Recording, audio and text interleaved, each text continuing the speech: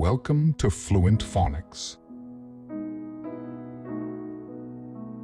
Today we will learn how to pronounce the word plasticity. Plasticity. Plasticity. Plasticity.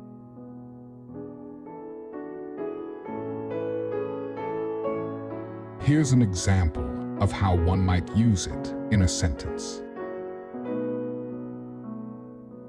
The plasticity of a child's brain allows for learning and development to occur rapidly. Plasticity refers to the brain's ability to change and adapt in response to experiences, allowing for learning, growth, and development to occur.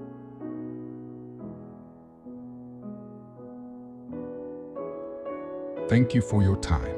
If you enjoyed this, please like and subscribe for further content.